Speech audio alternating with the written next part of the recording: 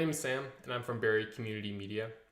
Welcome to our At Issue show, where we talk about Barrie City Council and how the issues and conversations that happen there affect your life and affect the conversations happening in Barrie. Today, we're actually starting in the past, and we're going to talk about a workplace incident investigation that happened at Barrie City Hall in the latter half of 2020. Council announced that they were looking into a workplace incident involving a city councillor and a member of the city staff.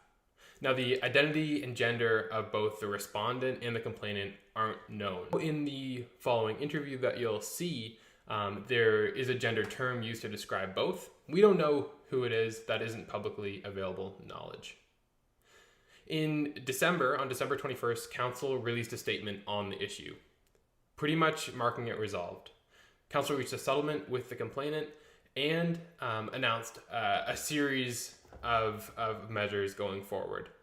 Since the whole matter was kind of confidential, we don't really know what happened. And in fact, the whole situation is marked by what we don't know. However, I wanted to get a different take on the matter. And so here's a roundtable discussion I had with three people with unique perspectives on what happened. I talked to Shannon Murree, who has a lot of HR experience as well as extensive activism and philanthropy experience in the Barrie community, as well as Alyssa Wright, who's a key member of Engage Barrie, a group that seeks better civic engagement in Barrie politics. And she's also a member of Barrie Community Media. And Victoria Butler, who's Barrie's current poet laureate, who heads up the literary journal The Northern Appeal, and who worked in City Hall previously. Here's our conversation. I'm going to play it in full. And just to note, we do talk about harassment and sexual harassment in this interview. So if that's a triggering subject for you, then maybe skip this week's episode. All right, here's the interview. To start off, could you introduce yourself and then also talking about this case of harassment in City Hall that has been playing out for quite some time. I was wondering if you could introduce yourself and then also talk about how the case has kind of interacted with your life or affected you kind of personally throughout this past year. Sure. My name is Alyssa Wright. I've been a Barrie resident for almost 7 years now. And I'm by day and in the before times, I am a musician and performer, but I've also gotten quite involved with both the women's shelter and local political organizations, including Engage Barrie. So I've been involved watching City Hall quite a bit. So have been paying attention to the case from the political side and keeping an eye on what's happening at council, but also as a woman and a feminist and someone who supports women's rights and women's equality. This case has definitely piqued my interest on that front as well. And I think a lot of it I think the way it's affected me for the most part has been frustration. Just watching the same actions and non-actions and language that seem to repeat themselves over and over in similar situations continue. And I any sort of harassment, workplace or otherwise, is a bad thing. But what happens that makes the frustration happen is not necessary, well, not exclusively what the perpetrator does, but what happens around. So the way that the system just kind of swoops in to protect the person that probably least needs protecting. It's my general summary. I'll probably get into nitty-gritty later. Thanks for sharing that. Victoria, I was wondering, could you go next? Sure. My name's Victoria Butler. I was born in Barrie and I've been here most of my life. I am the poet laureate of Barrie until 2022, I think, is the end of my term. I run a literary journal called The Northern Appeal, so I'm the editor-in-chief of that, and we publish creative artwork and writing submitted to us from people in the area. I worked for the city of Barrie last year as an assistant to the creative director. So I've been sort of involved in the in and outs of council since then, and this sort of thing happening doesn't really surprise me at all, which is really infuriating that it doesn't surprise me. But when I worked at the city, this was just sort of few and far between. There were a lot of times when, at the time, the office that I was in was all women, and there were multiple times we would be told there were certain men that we were never supposed to have meetings alone with, or just certain warnings about like who we were allowed to sort of interact with and who we weren't, or it wasn't a good idea to interact with alone. Meanwhile, all these men are still in these positions of power and having, like, without any sort of, like, we're the ones that are punished almost for them being creeps. So this so this sort of thing, again, it doesn't surprise me, but it drives me absolutely insane, because there's no way that we're ever going to get involved, or like women or anyone in a marginalized position is not going to want to pursue getting involved in this sort of sphere when this is how we are treated. So and this is how we are treated as well when we try and speak up about what's going on. Like, it's just constantly, like Alyssa said, the system just exists to protect people in positions of power and prevent them from ever having to hold any sort of accountability. So again, they keep making the decisions, and they're the ones that keep having all the power. Meanwhile, we're too afraid to do anything. So that's why I've been involved, just because I'm just so fed up with this, and I do love this city. I really, really do. And to see it giving passes to people that truly don't deserve passes, and continually like upholding systems that exist to abuse women and abuse people, marginalized people, is just it can't happen anymore. And it's especially here, and we can do something about it. So that's why I am involved with this. Awesome. It's hard not to ask follow-up questions like right now, but I will circle back to these really excellent points. And I was wondering, Shannon, would you be able to share next? Yeah, for sure. My name is Shannon Murree, and I've been involved, I've been in Barrie for, I have to think about how old my daughter is, because that's the guideline. For almost 5 years, anyway, a while. I came here to raise my family as a single mother of two. I had two at the time. And I thought it was a really great place to raise my young children as a single mother, and I'm a professional businesswoman. I am honored to have been honored by the city of Barrie for its highest honor, for the Spirit Catcher Award, for my activism and philanthropy. And for many years, it's no secret that I have shared my story publicly about having been a survivor of abuse, and everyone knows, it's no surprise, of my intolerance to any injustice, whether we're talking about Indigenous, Black, any minority, or as we're viewed as minority, any injustice about parity or women. So I have a long time history as well of experience, not only with the city, but also in my own career, having worked in the Ministry of Attorney General's office in my early 20s, and also experiencing my own personal harassment and knowing how difficult and challenging that is. So when this came to light, and and I also want to share that I did 1 Billion Rising way back in 2013, or 12 or something like that, down at the 5 points, where I got Alyssa out of her shell to be able to dance. But the thing to that is I wanted it to be 5 points in downtown to take back our city, to say no more. we want equality, no more of this nonsense. And I am saddened that everybody gets on board, and we're talking about that way back when, and in even further back to now being almost 2021 change. And in fact, I feel like we've gone backwards.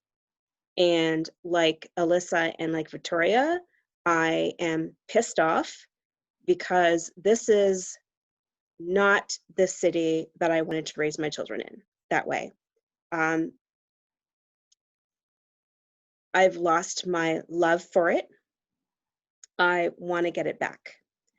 I'm tired of not seeing diversity and equality, most particularly on city council, and they are our leaders. Everything starts from the top and filters down in the community. I know what I expect in leadership, and I'm a firm believer in walking the walk and talk the talk. And to say I'm disappointed is an understatement about what has happened for, I mean, we've taken strides in the Me Too movement and all the different things globally, nationally, and then locally, we've done so much work. And again, I feel like it's taken a step backwards. And as you can see, I need to take a breath and slow down because I'm so passionate about it. But I'm disappointed. I'm disappointed that this person felt safe enough to come forward. And my concern is about the precedent that is being set and how it was handled, regardless of what was shared with the public. Harassment is harassment, and we need to believe her, and we need to make sure that everyone in our city feels safe. Thanks a lot for sharing that. And once again, I'm going to come back to the issue specifically of City Council and their handling of the case in a couple of minutes. And I was wondering, to start off, this whole issue, and as all three of you kind of touched on, has been a large question as well of what isn't being shared and what kind of internal things aren't being shared to the public.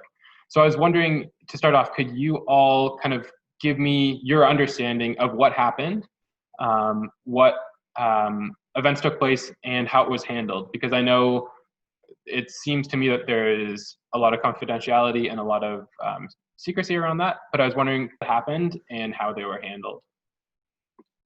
Well, and I think the confidentiality piece is definitely important for the victim. And should she ever choose to come forward, that should be on her terms. Like, she needs to be in charge of what comes out and in what manner. So for that, absolutely the confidentiality has to be there. However, I think both in the press release and in the procedure and in how what could reach the public did reach the public, I think it was not mishandled, but not well handled. Can we safely say that?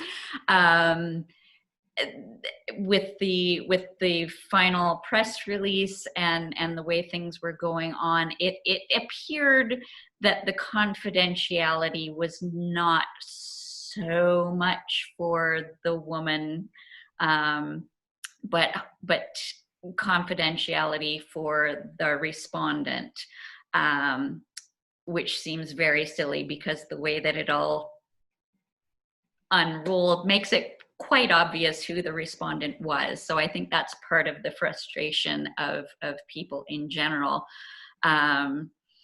Was more, you mentioned Me Too movement, and one of the things that has come out of that as far as harassment cases are concerned is that, yes, the confidentiality of the victim needs to be protected.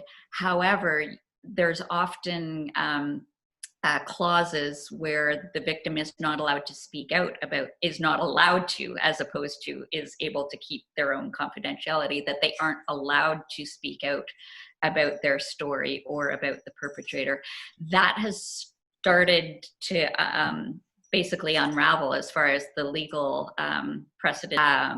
The confidentiality of the perpetrator since the Me Too movement began is not as important. In fact, and this is where part of my frustration with the whole press release and the way everything went down is concerned.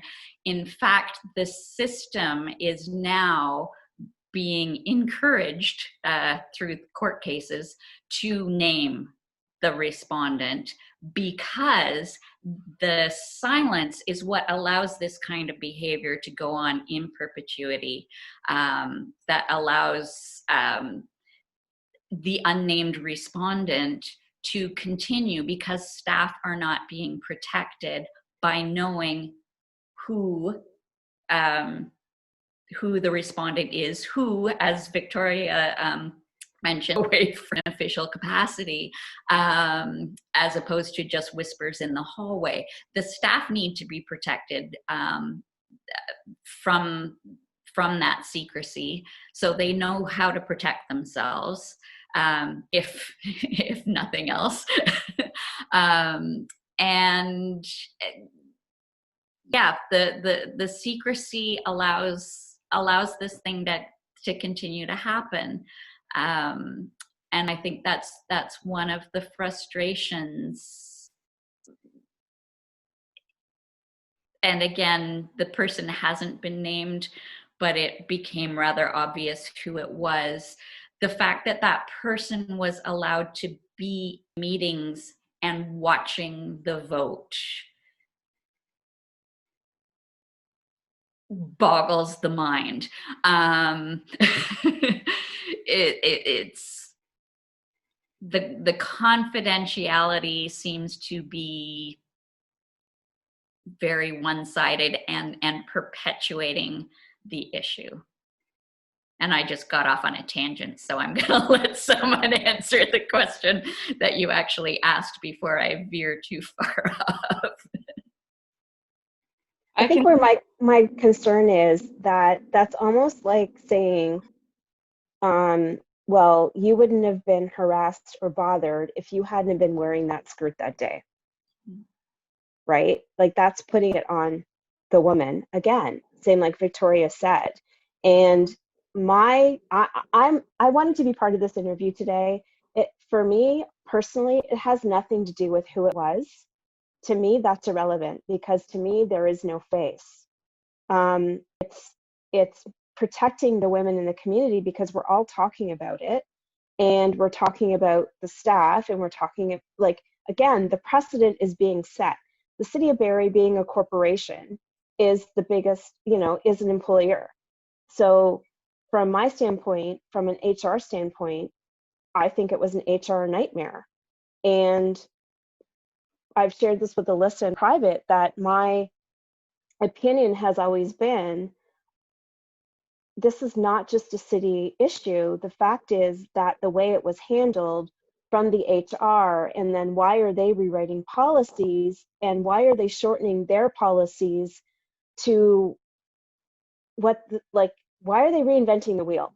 It's already set in the government of Canada. It's already set, at the federal level of human resources, human rights commissions, of how it should be. Reporting within 12 months, et cetera, et cetera. Like, it's all there. It's black or white. It's on the web. Anybody can look at it. And this was an HR thing. Why it went back to council, why anybody had to handle their own, I don't know. As someone said, there were a lot of things said before in private, but all we know as the public is what we saw on YouTube for the city meetings and all the different things. So why should there even have been a nay vote in the first place of not letting it go to integrity or third parties handled? And then once I read that, then that's when I kept following the story and saying, well, where is this going to go? And I apologize too if I'm on a tangent, but again, I'm passionate about it, and those are all like, why, and how can we prevent it for next time? That's really why I want to be part of this conversation. Yeah, and I think if the victim's confidentiality had really been a priority, it would have never become a public political hot potato. They would have done the right thing. They would have listened to the complaint. It should not have been on YouTube. So yeah, if this should never have become a political issue. It should have been dealt with cleanly, confidentially by HR, and should not have become something that the respondents' peers were allowed to vote on how it was handled. I wanted to follow up quickly. Sorry, I jumped in before you could respond. Oh, sorry, you go ahead. That's okay. All I was going to say in terms of in terms of your question, Sam, is confidentiality aside, what we know as the public is that there are substantiated claims that someone on city council harassed a city employee. That's what we know. That is legit. That has been confirmed by multiple sources. The fact that there's no one on city council has been, I don't want to say outed, but like that we're still pretending we don't know who it is. The fact that no one on city council has been disciplined, no one on city council, meaning that there is someone who committed a violent act against someone that works for them, and they are still in a position of power where they are able to make decisions for the city of Barrie and for the people of the city of Barrie. And that's horseshit. So like, that's all I really have to say on the term of like the confidentiality piece. I second everything that Shannon and Alyssa said. The confidentiality has everything to do with the respondent and absolutely nothing to do with the complainant. It has everything to do with protecting his reputation. Exactly what Alyssa said. If they actually did care about what she wanted and care about her privacy and like actually dealing with this issue instead of just trying to shove it under the rug, this absolutely would have been dealt with in HR. It's insane that it was ever brought to council. It's insane that a lot of things are brought to council that really these people should have nothing to say about this. Like they should have said that it was a what's the term when you can't say something because you're too closely related to it? Conflict of interest. Like it is, a lot of them hang out together, friends. And when I called as many counselors as I could to talk about this, to say, hey, I know this guy is your friend, but like what happened wrong? A lot of them assured me that they have no friends on council. Well, as someone that's in the city and goes to city events and goes to bars downtown, I can assure you that that's not true. And I do see a lot of them hanging out together and being friends, which is fine. I'm friends with my colleagues. But if I was to be in a position where I'm voting on the outcome of a situation as serious as this, and it was a colleague of mine that was up, like I would not be voting on that because it's a conflict of interest, clearly. So that's what I have to say.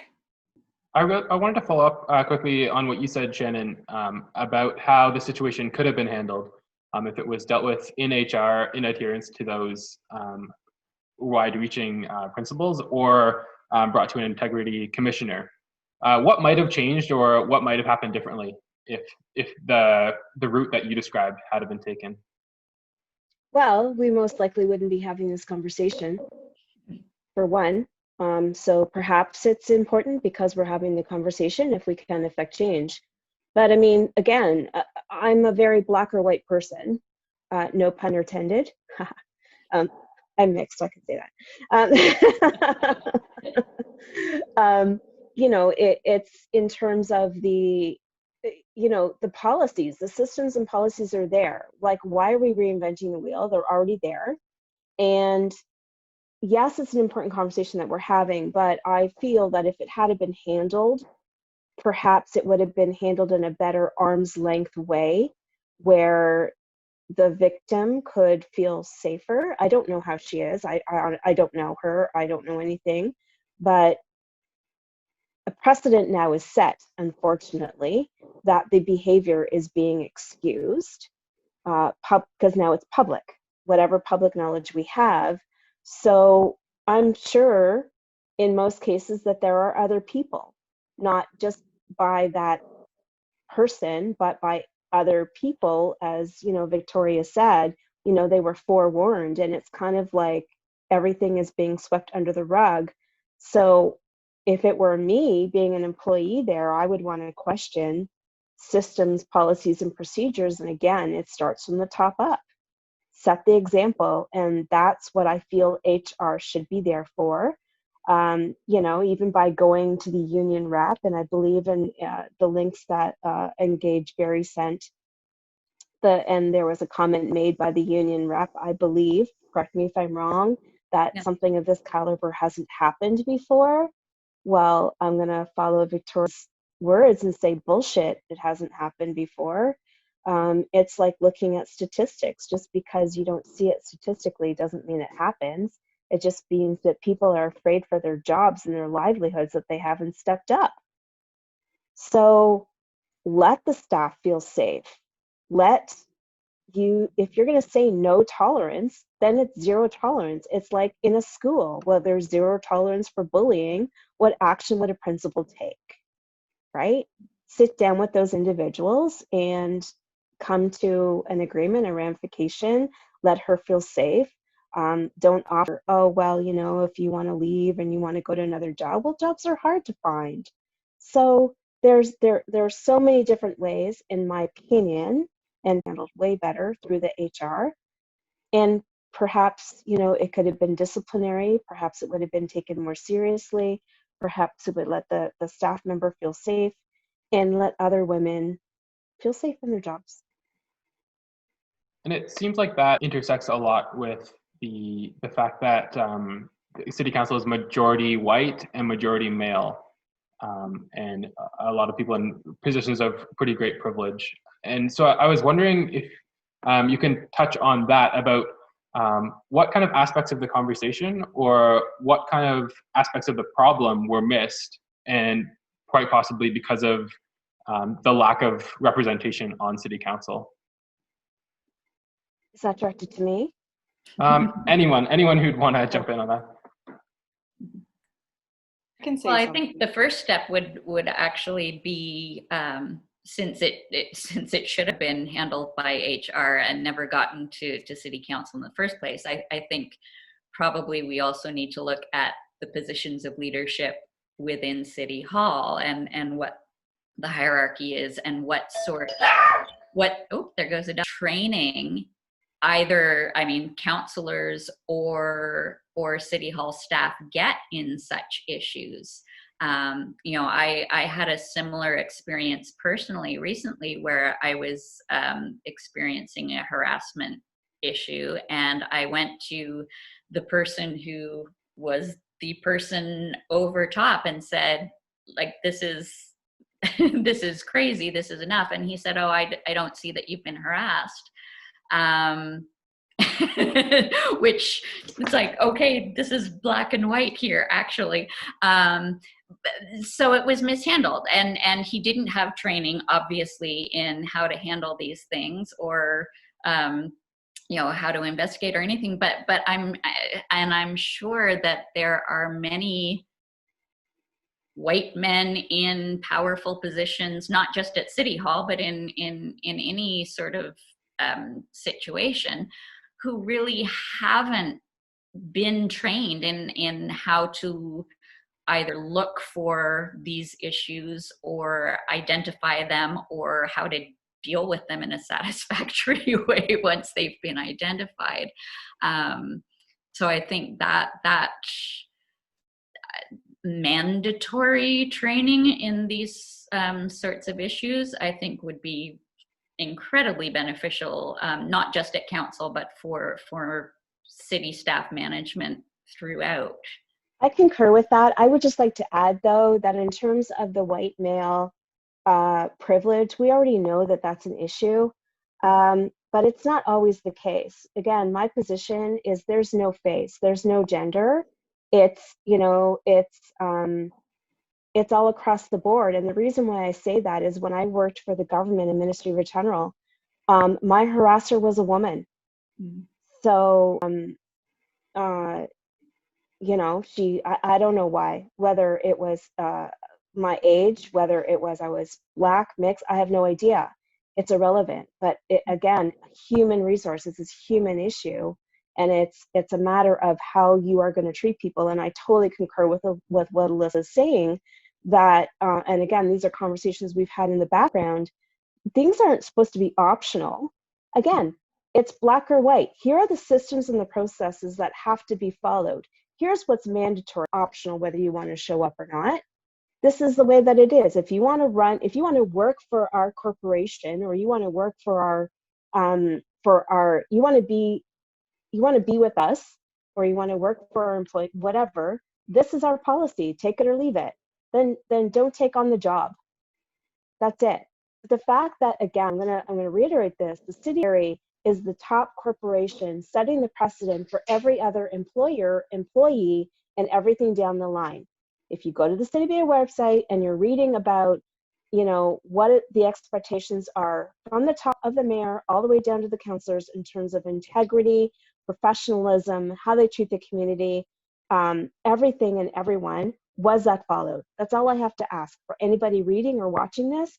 Are those things followed, and do you have trust and faith in the system based on recent events of the last 3 years? Victoria, I think you said something earlier. Did you want to jump in there as well?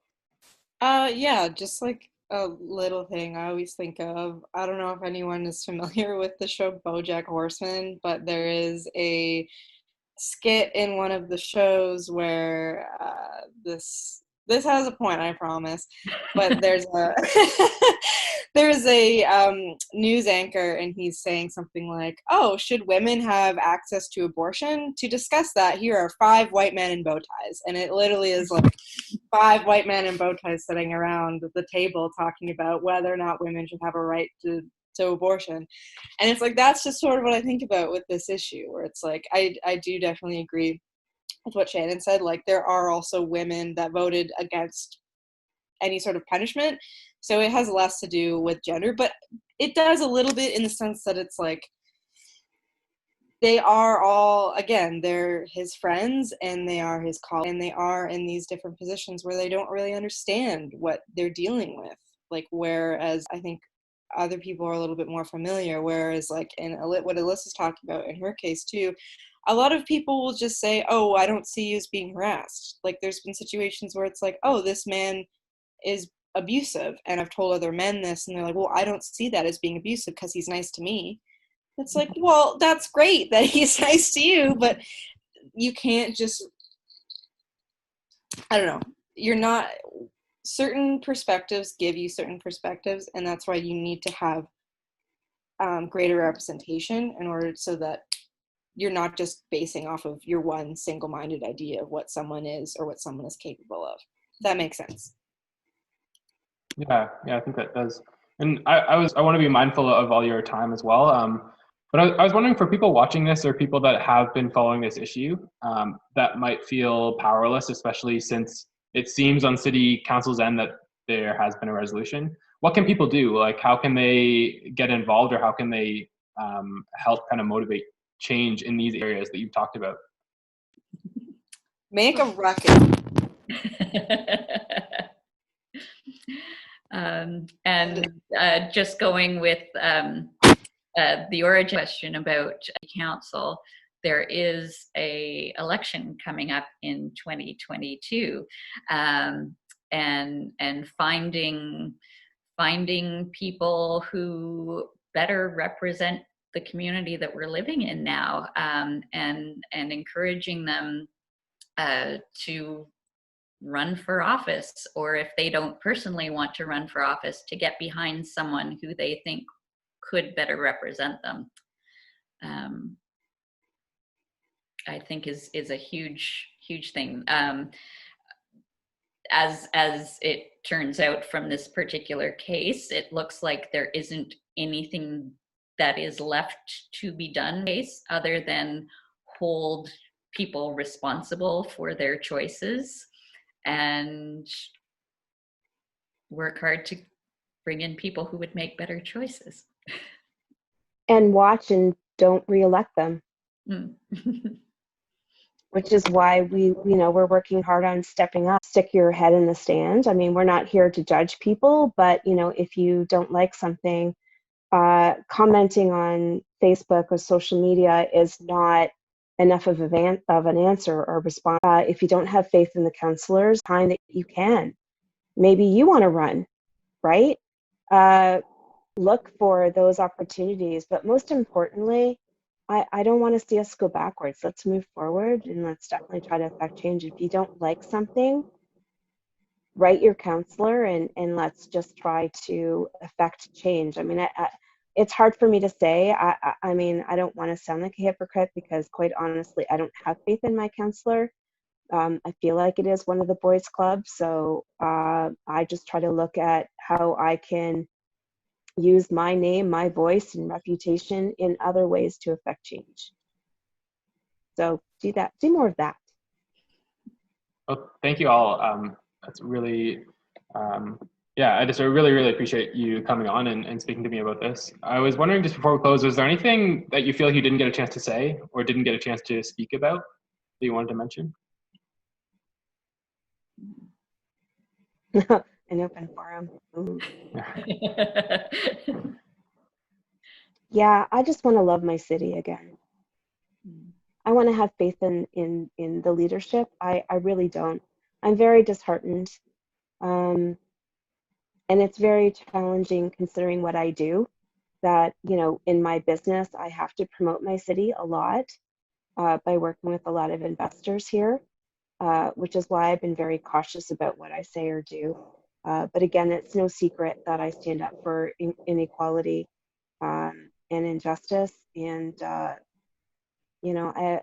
have no tolerance for what's happening, and I'm going to call bullshit. So let's do better, city. Thank you. I do think, since so much of this has been speaking negatively about City Hall and some of the things that have been going on, I do think it's important that we point out that, not all councillors. I from what we were able to see of what was happening, it looked very clear that, especially Deputy Mayor Ward, when he was trying to put forth some of those motions, it was obvious that he was doing his best to make things right. Same with councillors Rietma and Aylwin and Kungol. They seem to be trying their best, and unfortunately, their efforts weren't able to surpass the opposition. But I think it's important to call out the people who were being seen to work in favor of the complainant and this case in general. So I'm very cautious to mention any names, but I'm going to echo the sentiments of Alyssa in her observations. I'm going to encourage people to watch Engage Barrie if they want to know what is going on more in the city, but I'm definitely going to echo Alyssa's sentiments there on those councillors. But I'm going to again add that there should not have been that resistance and the challenge, and it should not have gone as long as it did. Sensing frustration from the councillors, as you could probably see, and in the public that was made available, it just shouldn't have happened. In my opinion, only, it should have been seamless and a no-brainer in what was being brought forward by Deputy Mayor Ward, and that should have been evident. I feel that it should have been put back immediately, and no nay should have ever been said. That's my comment. But I agree with you, Alyssa, about the positives. Thank you. Okay, well, thank you once again for coming on here. I really appreciated, all your input. As well, after this, if you want to get in touch with any concerns or questions about anything that was said on here, feel free to email me. I think you'll have my email through that thread. But once again, it was great to have you on, and thanks a lot. thanks so much, Sam. Thanks.